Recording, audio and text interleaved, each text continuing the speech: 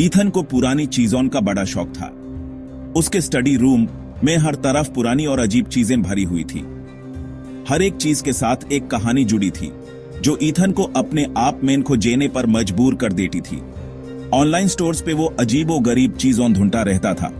रात के सन्नाटे में जब सब सो रहे होते, ईथन अपने लैपटॉप पे पुरानी चीजों की तलाश में लग जाता। उसके लिए यह एक एडवेंचर था, जैसे किसी खोजी को कोई नया खजाना मिल गया हो। एक दिन यूस एक पुरानी चमड़े की डायरी मिली। डायरी देखते ही उसके दिल में एक अजीब सी बेचैनी और उत्सुकता जग गई। उसने सोचा, इस डायरी के पन्नों में जरूर कोई राज छुपा होगा। डिस्क्रिप्शन कुछ खास नहीं थी, बस लिखा था कि इसमें कोई अनजान भाषा में कुछ लिखा है और कहां से आई है पता नहीं। यह और भी इंट्रिगिंग था, क्योंकि अनजान चीजों का राज उसके लिए हमेशा से ही दिलचस्प रहा था। ईथन को यह बात इंटरेस्टिंग लगी और उसने सोचा कोई कहानी मिलेगी तो अच्छा है, इसलिए डायरी ऑर्डर कर दी। उसने सोचा शायद इस डायरी के पन्नों में कोई पुरानी कहानी या फिर किसी की जिंदगी के राज छुपे होंगे। ईथन को ऐसे अंधविश्वास पे यकीन नहीं था। उसके लिए यह सब बस कहानियां थी जो लोग अपने मन को बहलाने के लिए बनाते हैं। उसने कभी नहीं सोचा था कि इन चीजों में कोई सच्चाई भी हो सकती है। भूत प्रेत की कहानियों पे वो हंसता था। उसके लिए यह सब बस एक मनोरंजन का जरिया था जिसे वो रात को पाद कर मजे लेता था। उसने कभी नहीं सोचा था कि यह कहानियां उसकी जिंदगी का हिस्सा बन सकती हैं। उसका मानना था कि दुनिया लॉजिक से चलती है, पुराने श्राप या अंधेरे में आवाजों से नहीं। उसके लिए हर चीज का एक साइंटिफिक एक्सप्लेनेशन होता है और वो इन्हीं एक्सप्लेनेशंस पे विश्वास करता था। बेचारा ईथन, यूस क्या पता था कि उसके इन विचारों की जल्दी ही परीक्षा होने वाली है। उसके लिए यह सब बस एक मजाक था, लेकिन उसके सामने एक ऐसी सच्चाई आने वाली थी जो उसके होश उड़ा देगी। डायरी का आना तो बस शुरुआत थी उसके डरावनी दुनिया में उतारने की। उसने जब डायरी के पन्नों को पलटा तो उसके सामने एक ऐसी दुनिया खुल गई जो उसने कभी सोची भी नहीं थी। ये डायरी उसके लिए एक राज बन गई जो उसकी जिंदगी को हमेशा के लिए बदल देने वाली थी। डायरी एक आंधी तूफान वाली गुरुवार की शाम को आई। बारिश जोरों से पड़ रही थी, तेज हवा चल रही थी जिसके शोर से एक अजीब डरावना माहौल बन रहा था। ईथन पैकेज अंदर लाया, उसके सीने में बेचैनी सी थी। उसने डायरी के ऊपर लगी पैकिंग उतारी और डायरी बाहर निकाली। डायरी सोची हुई साइज से छोटी थी। उसका चमड़े का कवर सूख के फट गया था। अजीब से निशान, जैसे चमड़े पे दाग दिए गए हों, उस पर बने हुए थे। जैसे ही ईथन ने उन निशानों पे उंगली फेरी, उसकी रीढ़ की हड्डी में एक ठंडक सी दौड़ गई। हवा भारी हो गई और कमरा एक अजीब खामोशी में डूब गया। उस रात ईथन नींद से उठ बैठा। उसके अंदर एक अजीब बेचैनी थी। यूं लगा जैसे किसी ने उसका नाम पुकारा हो। उसने सोचा सपना होगा, पर जैसे ही वो वापस लेता, उसने आवाज फिर सुनी। धीमी खरखराती सी आवाज सुनाई मुश्किल से दे रही थी, पर काफी स्पष्ट थी। ये आवाजें हर रात आती रहीं, तेज होती गईं और जोर से। लग रहा था जैसे डायरी से ही आ रही हों, यूं बुला रही हों, इशारा कर रही हों। ईथन का अंधविश्वास टूट रहा था। वो पेट में बढ़ती बेचैनी को नजरअंदाज नहीं कर सकता था। यह डायरी कोई मामूली चीज नहीं थी, इसमें कोई बुरी शक्ति थी। एक रात आवाजें और तेज हो गईं। ईथन ने अपने आप को एक अजीब सी हालत में पाया। उसके आसपास की दुनिया बदल रही थी और उसे समझ नहीं आ रहा था कि यह सब क्या हो रहा है। तोहफा, वो सिस्करियां ले रही थीं। उनकी आवाज में एक हुक्म सा था, हुमें तोहफा चाहिए। ये आवाजें उसके ज़हन में गूंज रही थीं, जैसे कोई उसके दिमाग में बैठ कर बात कर रहा हो। डर ने ईथन को जगदा लिया। उसके हाथ कांप रहे थे और उसकी सांसें तेज हो गई थीं। उसने अपने आप को संभालने की कोशिश की, लेकिन डर इतना गहरा था कि उसे हिलने नहीं दे रहा था। यूस लगा जैसे कमरे में कोई है, यूस दिख रहा है। हर कोने से उसे अनजान नजरें घुरती हुई महसूस हो रही थीं।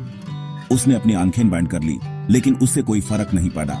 वो जानता था कि आवाजें डायरी से आ रही हैं, पर वो उसे छूने की हिम्मत नहीं जुटा पा रहा था। उस डायरी में कुछ ऐसा था जो उसे दूर रहने को कह रहा था, लेकिन आवाजें उससे पास बुलाने की जिद कर रही थीं। खामोशी की उम्मीद में ईथन ने एक चांदी का पेन, एक पुरानी घड़ी और एक सूखा गुलाब डायरी के पास रख दिया। ये चीजें उसके लिए बहुत मायने रखती थीं और उसने सोचा शायद ये चीजें उस डायरी की शक्ति को शांत कर देंगी। उसने धीरे से इन चीजों को डायरी के पास रखा, जैसे कोई पूजा कर रहा हो। उसके दिल में एक छोटी सी उम्मीद थी कि ये चीजें उस बुरी शक्ति को शांत कर देंगी जो डियरी में थी। यूस उम्मीद थी कि ये चीजें उस बुरी शक्ति को शांत कर देंगी जो डियरी में थी, लेकिन उसके दिल के कोने में एक डर भी था कि शायद ये सब बेकार है।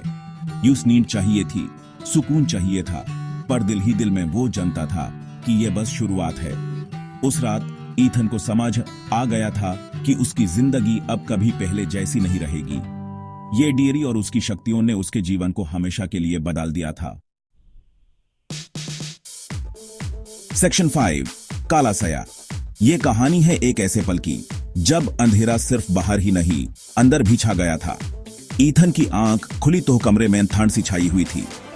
उसने अपने आप को कंबल में लपेटने की कोशिश की, लेकिन ठंड उसके रोम रोम में घुस गई थी। हवा में अंधेरा घना हो गया था। ऐसा लग रहा था जैसे अंधेरा धीरे धीरे उसके ऊपर छा रहा हो। उसके सांस लेने में भी मुश्किल हो रही थी।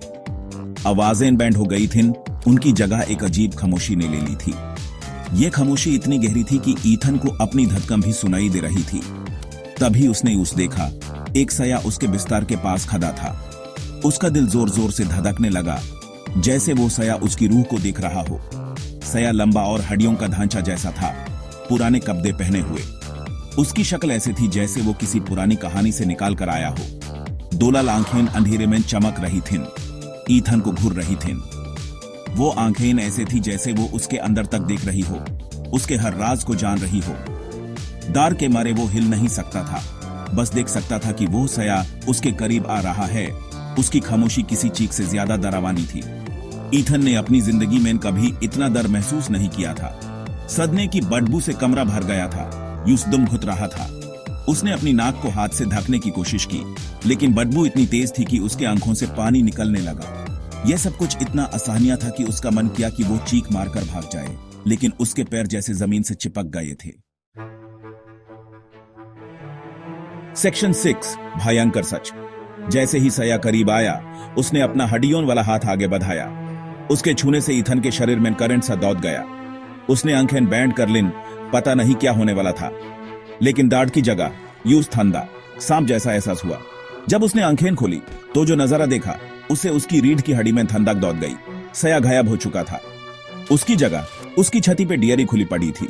कवर पे बने निशान अजीब रोशनी से चमक रहे थे। डायरी के मेटल के क्लास में उसका अक्सर उसका अपना नहीं था, बल्कि एक डरावनी नकाल थी, एक भयानक मुस्कान में बदला हुआ था। सेक्शन 7, समझौता।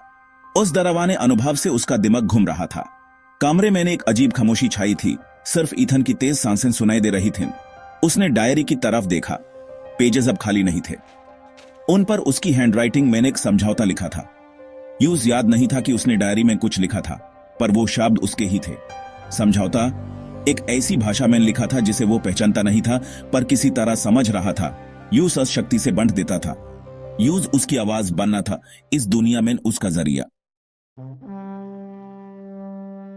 सेक्शन 8, चेतावनी। डायरी एक बुरी शक्ति से धड़क रही थी।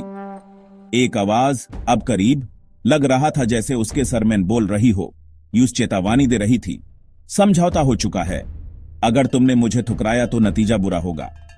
ईथन, उसका शरीर कांप रहा था, जानता था कि वो फंस गया है।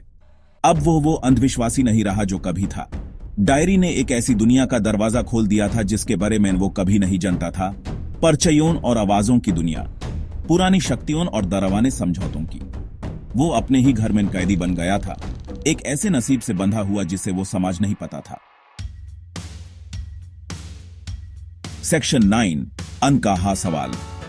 जैसे ही सुबह की पहली किरण ने अंधेरे को चीरा, डियरी चुप हो गई। ईथन ने अपना अक्स देखा। उसका चेहरा डर से भरा हुआ था, पर कुछ और भी था। क्या वो समर्पण था या अंदर बढ़ता अंधेरा? यह सवाल हवा में लटका रहा, बिना जवाब के। उस अंधेरे की याद दिला रहा था जो उसकी जिंदगी में ना चुका था। डायरी अब एक बुरी शक्ति वाली चीज उसके बेडसाइड टेबल पे पड़ी रही, उस समझौते की याद दिलाती रही जिससे वो बच नहीं सकता था। आवाजें अभी चुप थीं, पर उसके दिमाग में गुनगुनाती रही आने वाली मुश्किलों का डरावना वादा करती रहीं।